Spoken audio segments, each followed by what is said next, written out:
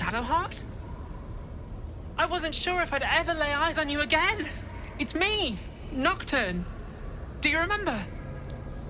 You recall the memory you recovered by eating the noble stalk. Part of you understands that this is the same person you saw, but different, and with a new name. Not that new. You inspired me to do it, actually. I remember the other initiates used to tease you about your name, the one you chose to honor Lady Shah, but I never found it funny. They were attacking who you were. I never found it funny, but I wasn't quite sure why. Eventually, I realized it was because I wasn't happy with who I was. I couldn't keep going like that, but seeing how you fought on, I realized that I didn't have to. From then on, I was Nocturne. It wasn't easy, but everything started to make sense. I could breathe.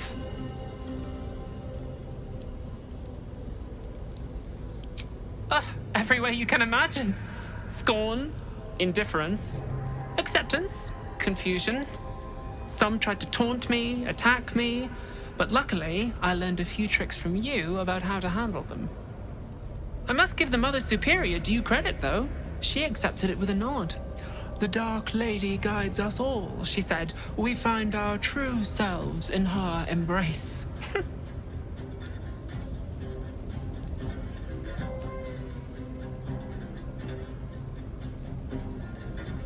It's possible. Don't think I haven't considered it.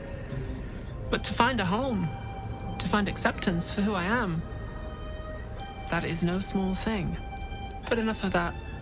I can't believe you're back. They whispered it was a suicide mission. This search for the artifact you were sent on.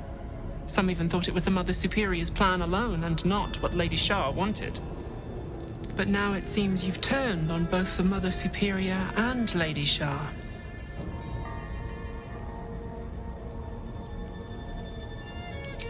There are, but with the Mother Superior gone, I don't know if I can stay here to reminisce. Perhaps there's another enclave out there for me. You may be free of the Dark Lady, but not everyone is as brave, I'm afraid. I'll leave come tomorrow. Come see me before then. I was working as quartermaster. I can sell you some things to aid you. And we can catch up. I can still scarcely believe it. You've returned, and the Mother Superior is gone. So much can change, so quickly.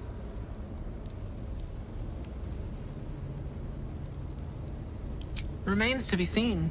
This place is all I've ever known.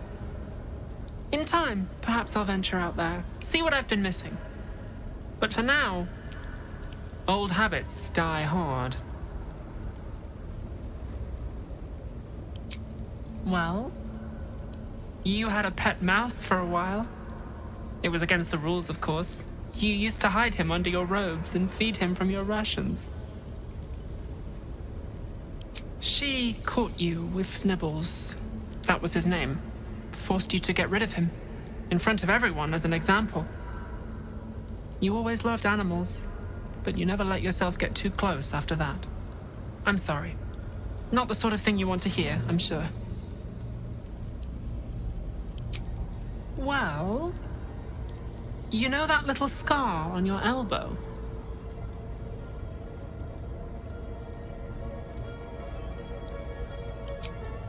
I was there when you picked that up. It was years ago when we were initiates. Some of the others were intent on tormenting us until you showed them the error of their ways. I think it was 6 against 2, and most of them were bigger than us to boot, but you saw them off, all of them. There were some bruised lips and black eyes in the mess hall that night, and from then on they left us alone. Or at least, they bothered us less. A collision between your elbow and the teeth of a girl called Buddock. She came away from it worse than you. She was on the same mission as you. I suppose she won't be coming back. In any case, the Mother Superior soon broke up the fighting, though she didn't punish us. In fact, I saw her smiling. I think she was proud of you. Just small things, silly things. The sort you'd scarcely recall even if your memories were left intact. You had a little hiding place that you went to when you needed to get away. You brought me there sometimes. We'd talk, play, read, do each other's hair. Hidden at the back of the storage area. Luckily enough, as quartermaster, I was able to keep it hidden back there. It should be, well, if not how you remember it, exactly as you left it. The plait and fringe? Yes, on your instructions, of course. You were very intent on a bold look, I think you said.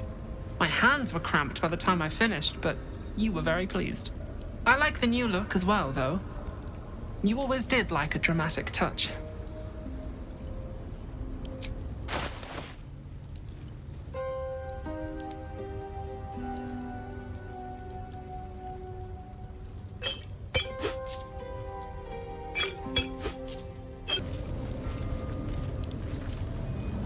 At least we can talk freely, now that she is gone.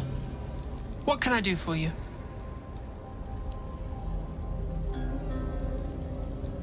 Remains to be seen.